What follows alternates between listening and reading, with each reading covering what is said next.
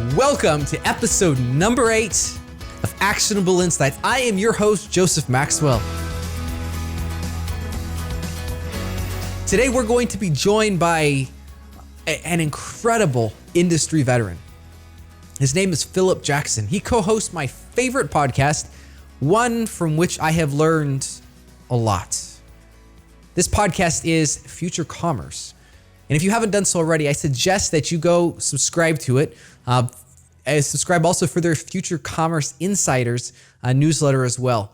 Outstanding, helpful information is talking to the biggest names in e-commerce, where they also talk about trends and how to really future-proof your store. So we're going to be interviewing Phillip today, and it is honestly one of the best interviews to date. Talking about a fairly unresearched segment of this market in the 2020s, this new decade as we find ourselves now a part of. And I think you're going to find it very fascinating. But before we dig into this, I'm going to suggest that if you haven't done so already, that you subscribe to this podcast, Actionable Insights. My goal is to bring you a helpful, practical information as far as things you can do today to become more successful at selling online. It's a passion of mine, and I hope that you will find this exceptionally beneficial. So, without further ado, let's get into this interview with the great Phillip Jackson. Welcome, Phillip. It's great having you on. Oh, thank you so much, Joseph. I think it's, in many respects, I admire you and what you've built as well. And I'm always learning. It's like sort of the lifelong student. And I really love to share what I'm learning. And so as my understanding is evolving in some of these areas, I'm like hoping to bring people with me. So I'm pretty excited to talk about some of these new topics here today. And thanks for having me on the show. Yeah, well, excellent. So maybe we start off sharing a little bit about your background, because I know it's been pretty varied. If I remember correctly, you started out as a developer, and now you're doing a lot more than development. And obviously, as you lead the Future Commerce, co-host the Future Commerce podcast, I mean, you got your hands on a lot of pots here. And so just maybe you could fill me in and fill everybody in on your background and how you got to this place of influence. Yeah, sure. So yeah, if I had to sort of find a through line here, yes, I come from an engineering background.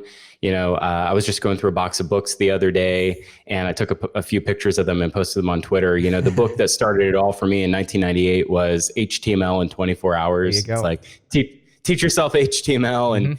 And really, the idea was never to, I've always been interested in solving problems. Mm-hmm. And so, solving problems with computers, having grown up in the era of like Jurassic Park and like dreaming of owning a silicon graphics computer where I can make, 3D models and do some cool stuff like that. Like I grew up with that as my mindset, but I've always just wanted to solve problems. Mm-hmm. And computers presented an interesting way to solve very interesting computer-based problem. Mm-hmm. Nowadays, my role has evolved in a services agency, and we do e-commerce consulting at a company called Something Digital. And the things that brands are trying to solve for today are less about like technical computer challenges, and the things I think about and focus on is how we attract the right audiences and speak to new generations of people.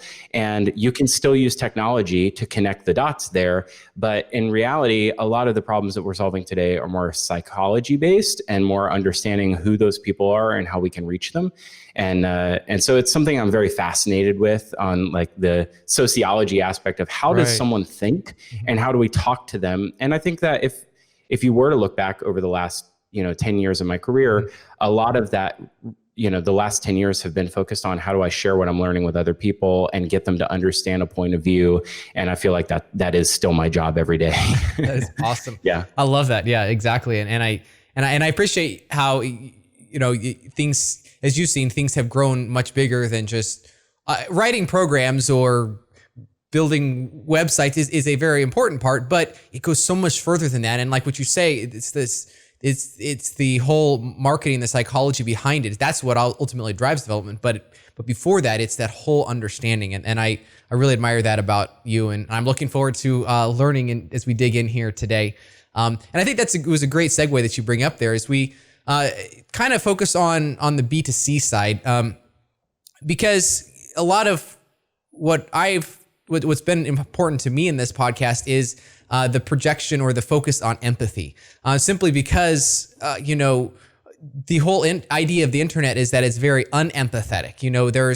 You can't like walk into a store and greet somebody, shake somebody's hand, and build that personal connection. It's Right. It's probably not impossible, but it's much more difficult. And so, and ultimately, while I think it's been done for previous generations, I've read some very interesting stuff about what you've written about this next generation as they're coming up, as they become the customers that we are marketing to. How would you describe, what are some of the traits that you have seen and have observed in this next generation, these new buyers as they come up? So yeah, let me take you on a little journey, because I like to make it a little personal. So I come from the brand side. 10 years ago, I was working for a vitamin company that was a B2C focused company, although we did have a B2B component. So we did sell to other businesses who sold our products in stores. But we were very good. We were adept at understanding who our customer was and talking to our customer directly. Our customer, is the same customer that everybody spent the last 10 years trying to acquire.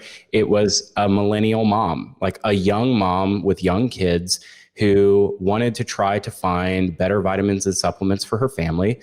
And she, her child probably had some sort of an ailment. And being that she wanted to choose natural products over medications, she was probably looking at things like vitamins and supplements to augment, the healthcare needs of her child. So everything from, tinnitus or or a runny nose or an upset stomach to low energy, or, having, an alteration of mood, or maybe even products that, went on to address things like attention disorders. And, aside from like a core product, like when you're talking about asking someone to put something in their body, right, and you're speaking to them, like you have to trust that brand that they make something that's worth ingesting. And I learned so much. I want to say we just built, but like that was the brand that taught me everything that I know about that direct to consumer discussion and having a content focused business. And we built that content on a platform called Magento. And we built, all of our host of B2B and B2C focused websites, and all of the brands that we launched, were on Magento. And it taught me a whole lot about how to build engineering teams, how to build things the right way, how to build durable investments. But it also taught me how to identify who your customer is and how to talk to her directly. And so just kind of understanding where I've come from, nowadays I'm realizing 10 years later that the millennial customer is a very expensive one to try to acquire. They are a digitally native customer, somebody who's very tech savvy, spends a lot of time nowadays on their phone, not on their desktop computer shopping on work time. They're on their phone constantly, right, shopping all the time. And when you think about the millennial customer mindset, the millennial customer has a lot of options. They're a little older these days. They're probably more established in their career. They're probably purchasing way more premium brands. Mm-hmm. And so the mindset starts to shift of, we've learned a lot about the millennial, but we haven't really learned a lot about the psychographics within the millennial customer segment. Not everybody has spent 10 years scaling a professional services career and makes, 6-figure salaries. Not everybody. There's certainly a consumer that does. When we think about the way that psychographics play out and like how you like might subdivide a generation into people that, can afford certain, echelons of products and people that can't, or people that would tend to purchase off price, then, more clear segments tend to emerge, and then you can talk more directly to that customer. So I wrote a long piece about what you might consider to be a Gen Z customer psychographic segment that we've created at Future Commerce that we're doing a lot of research on right now. And Future Commerce, really as a market research and media retail consultancy, is trying to help retailers understand how they can talk directly to, a Gen Z customer who's quite young, probably has some parents with some disposable income, but isn't earning the money herself. And so this psychographic emerged from an acronym that we called CARLY, because we believe CARLY, she is young, but she can't afford real life yet. And it doesn't mean that she won't ever afford real life. Right. It means that the brands that she aligns with are aspirational. They're very personal and tailored to her. And just like her millennial counterparts, will spend her money on premium things when it matters to her, but it's probably the brands that will succeed in understanding and selling directly to a psychographic like Carly are the ones who know how to talk directly to her and the things that she, cares about very deeply. So I hope that sets it up Absolutely. for you, like the thoughts, how we arrived at Carly. Yeah. Well, and I think it's very fascinating, some of your thoughts about Carly. I find myself in those very same places, and just as we've talked about, because I do appreciate brands that are authentic. I appreciate, sometimes I will make a splurge. It's so many, I think you've nailed it on so many different levels with, and I'm 30, so I think I'm slightly outside of that window, but even for somebody who is 30 with that sort of thing. So I think that's really incredible. So one thing that you have said in this is that brands must be authentic and relatable. I think it's that can sound cliche, but I think everybody on one level or another would agree with that. I mean, a brand has to be that. I mean, and especially through the internet, it becomes all the more important, because we have to be relatable. We have to be friendly and all that, because obviously we can't do that in store. But I think one of the big questions that merchants would have is, how can you do that without damaging yourself? How can you be authentic, or how can you share a problem or something that you're working through without scaring people away? What would be possible to do that with that? Yeah, so let's kind of use I've written 2 pieces specifically about Carly and the brands that she might align herself with. And I specifically chose 2 brands that are pretty much polar opposites to really show how hard it is to understand this psychographic, because the things that she cares about seem to be at odds or at conflict with each other. And that makes a lot of sense, because Carly has grown up in a very conflicted world. It's not just the post 9/11 era. It's also a very heated political environment. It's a lot of distrust around the government, a lot of distrust around public discourse and with regards to things like politics and religion. Those things have created an environment for her to grow up in where the world is not necessarily a safe place. And the conversations and the friendships that she has are very authentic to her, and she's very open about the things that matter to her. In fact, she cares very deeply about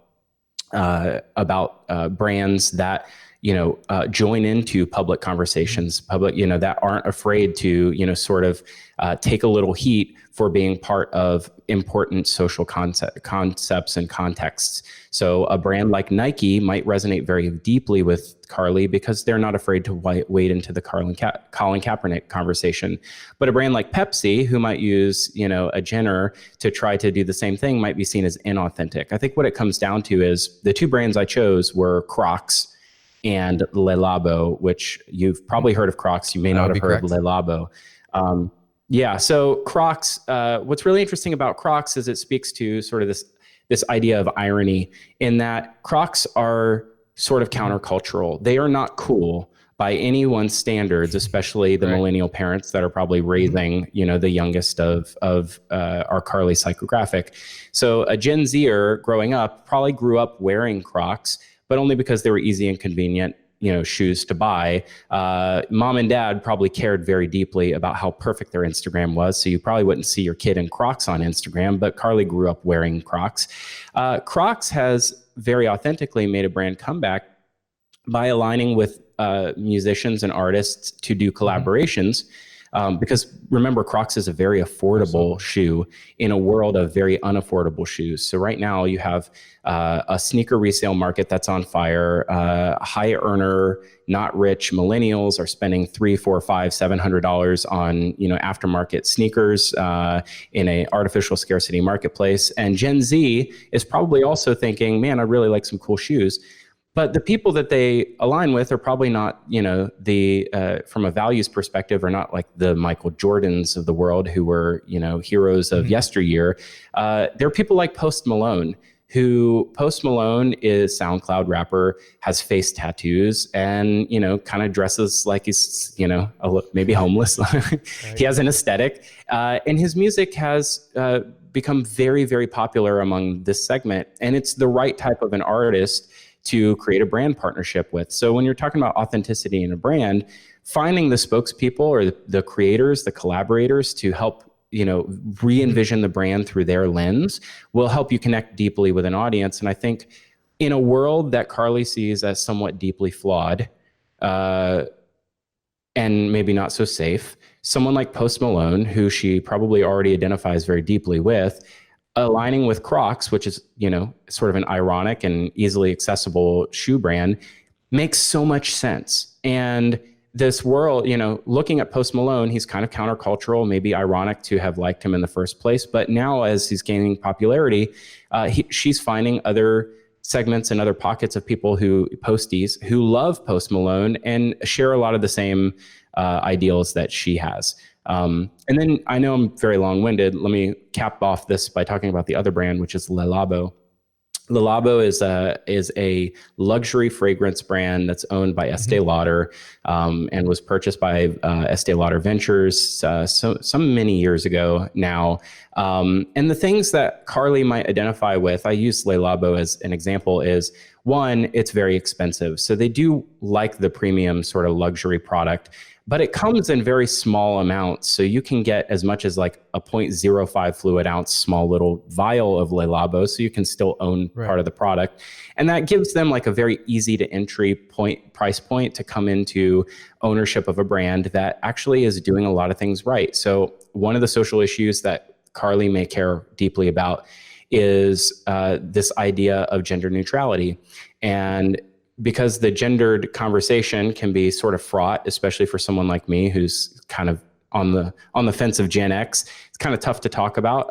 But there are people, especially in the Generation Z and Carly mindset, who don't find it fraught, and these are social issues they think about all the time. So to have a brand that is fundamentally designed from the outset to not be gendered is a very deep psychographic affinity for someone like Carly. Another thing is like the design and the aesthetic, especially in the retail stores, has a little bit of patina on it. Not everything is perfect. Unlike the millennial counterpart, where we have perfect Instagrams and perfectly composed food dishes that we take perfect pictures of that have the perfect filter on it, Carly sees the world a little different in that because the world is fundamentally flawed, things show their beauty when they recognize their own flaws. And when you look at the store design of a Le Labo store, it's beautiful, but the subway tiles are cracked and the enamel's peeling off of the sink. And, there is a uniformity and a beauty in the uniformity. And the pictures that you might post of Le Labo look like they already have a filter applied to them because the product design and packaging is designed in such a way to sort of have that monotonous sort of earth tone, general neutral colors. But deep down underneath, it's a flawed perfection. And I think that brands who are going to succeed, let's talk about the actionable part of this. Brands who are going to succeed right now to connect with a consumer directly will have to come to terms in the next 10 years. If you want to win a Carly psychographic as a customer of yours for life, it comes down to understanding and imagining your brand and the products that you create through the lens of somebody who is looking at your brand and they're thinking about how it appeals not just to their social circle, but also to their ideals in life. So everything from sustainability to gender neutrality, these are things that you can communicate loud and clear through product assortment and design without ever having to come out with a mission statement to say so. And I could probably go on and on and on for hours about this, but that's the gist of it.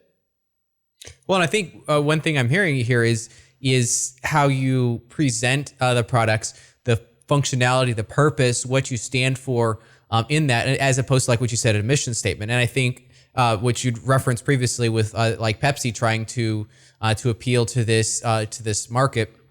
And I remember that too, it kind of fell flat on its face because ultimately the issue happens there that it wasn't probably authentic. It wasn't real. It wasn't genuine versus Nike has kind of infused this through their entire well-being. Mhm. And as such, it kind of, it is authentic. I won't even say it comes off authentic. It is authentic. It's who we see Nike as. And I Right. think that makes a big difference there.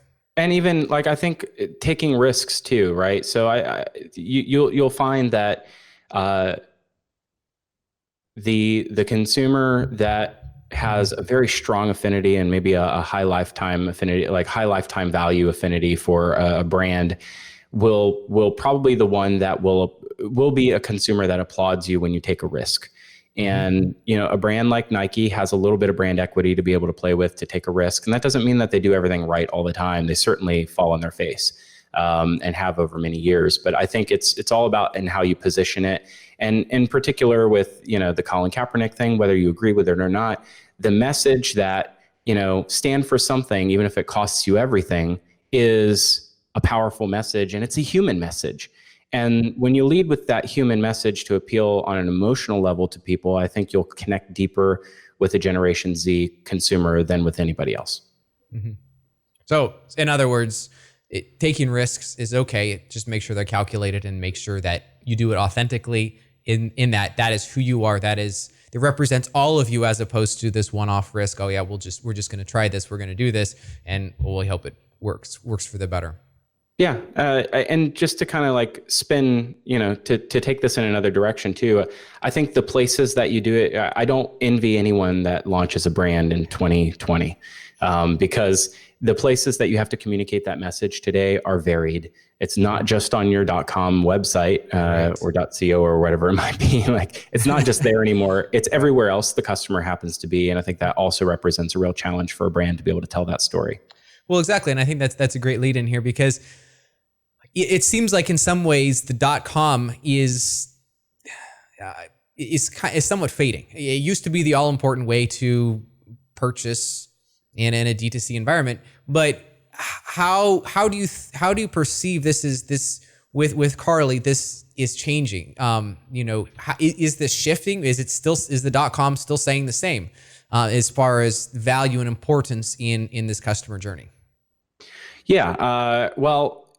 So as an anecdote, this is a really good example. My father-in-law is a craftsman, master carpenter, spent the last 40 years just creating, ornate, beautiful finished carpentry. Wow. And does so for people who are looking for custom, flame tiger maple staircases to go into their house. It's not the thing you buy at IKEA. It's the custom piece that you hire an artisan to make.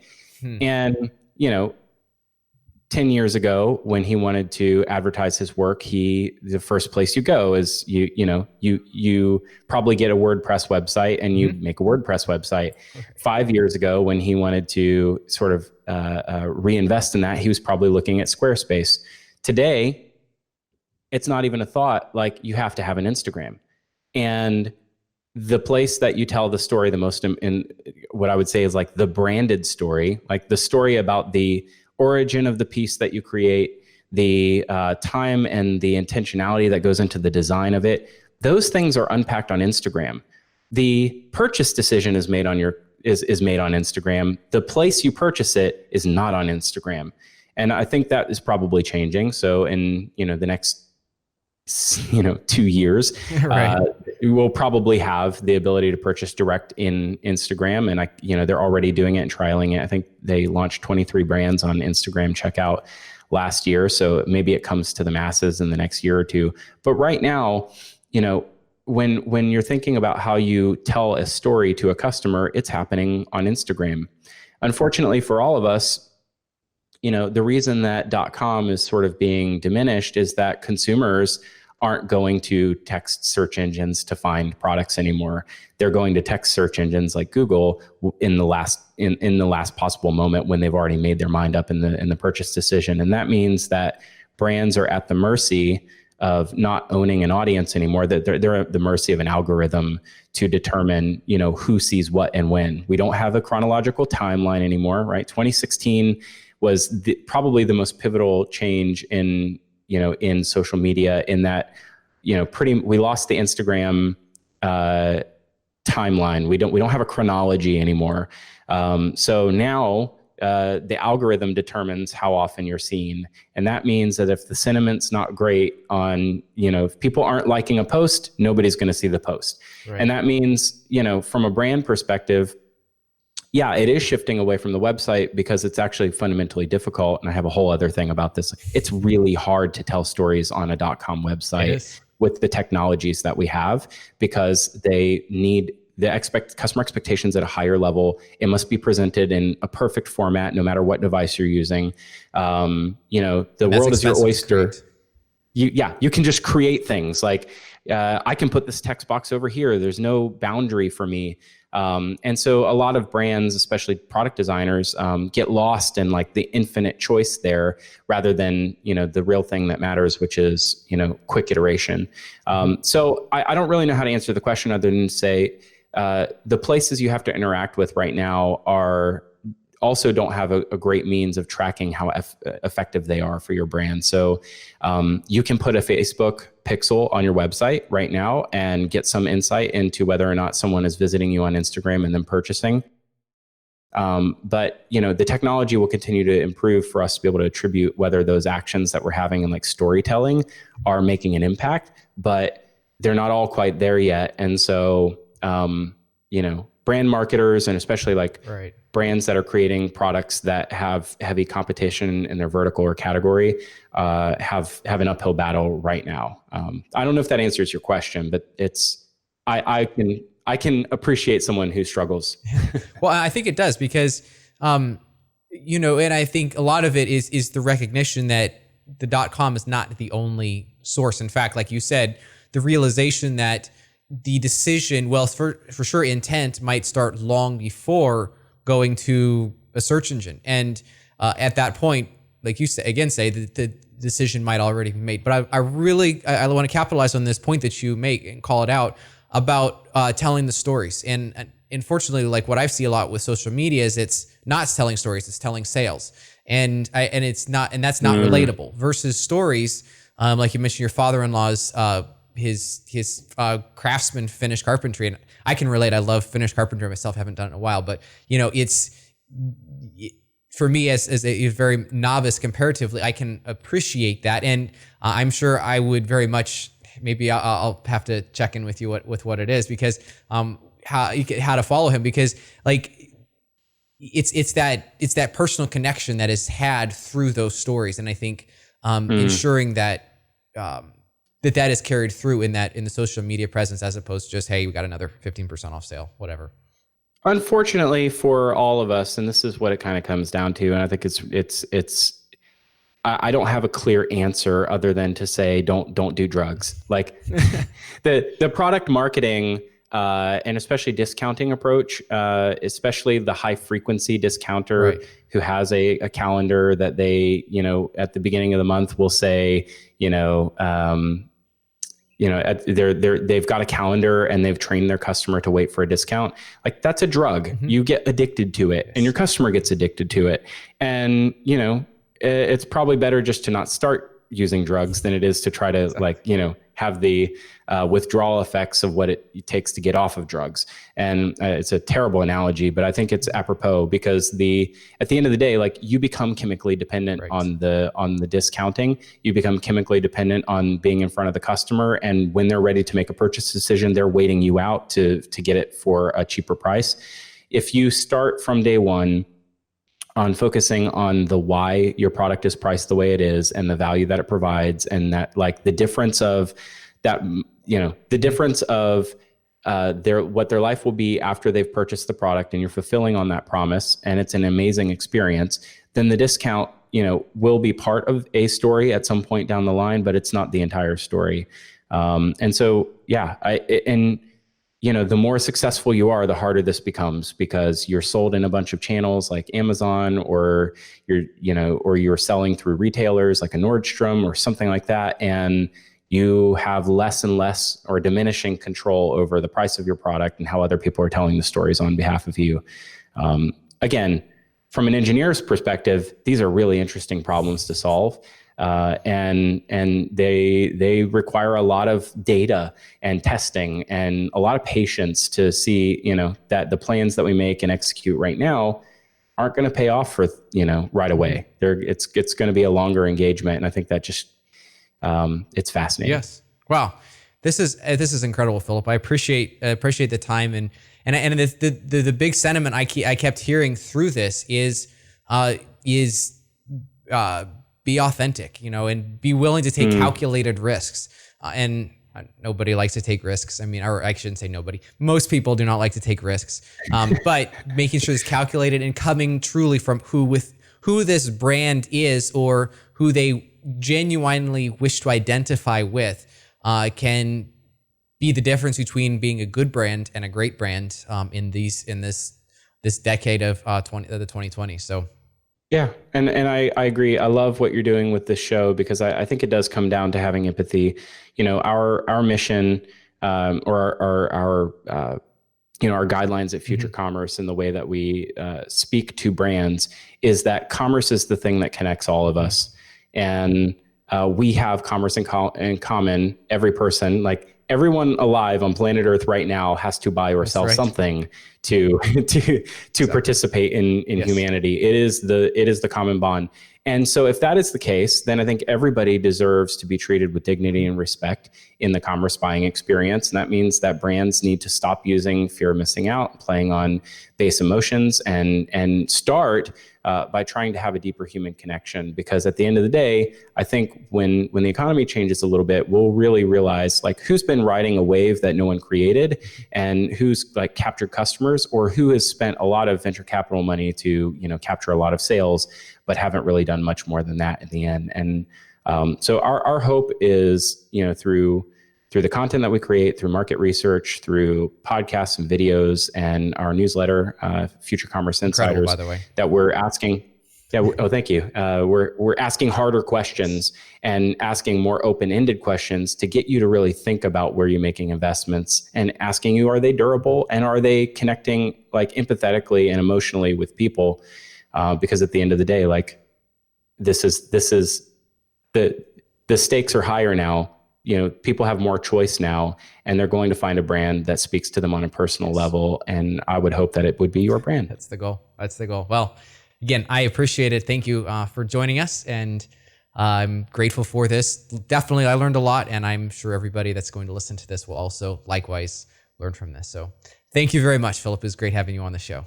Thanks so much, Joseph. Wow, that was absolutely incredible. I hope that you learned as much as I did from this episode number 8 here. So we talked to Phillip Jackson and learned from his research, his understanding of this new generation that's coming along. And I find myself as a part of many aspects of this persona that is the new buyer. We have to face it, the new buyer of products here as we move into this new decade. I hope you, as you found this valuable, found it beneficial, do take a couple of seconds to subscribe to the podcast. It's easy, it's painless, and it will reward you significantly in the future as we put out more great content like this. Next few episodes that are coming up are going to be incredible as well. Maybe even better, you could take a couple of moments and leave me a 5-star review. That would, frankly, that'd make my day to see a 5-star review on one of the podcast channels. And as always, feel free to reach out to me with thoughts, suggestions, comments, criticisms. You'll be able to reach me at joseph@actionableinsights.fm. It's joseph@actionableinsights.fm. I look forward to hearing you and continuing this conversation as far as how we can grow e-commerce.